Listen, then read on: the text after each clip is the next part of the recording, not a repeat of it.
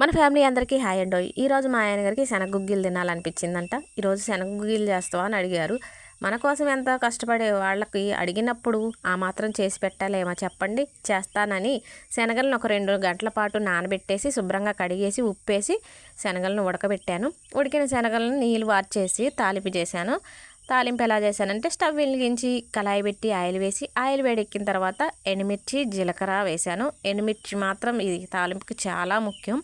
పచ్చిమిర్చి ఒక 2 పచ్చిమిర్చి పొడవుగా చీల్చి వేశాను. ఒక 10 వెల్లుల్లి రెబ్బలు కచ్చాపచ్చ దంచి వేసి కరివేపాకేసి వెల్లుల్లి వేగిన తర్వాత రుచికి సరిపడ కారం వేసిన నిమిషానికి ఉడకబెట్టిన శనగలు వేశాను.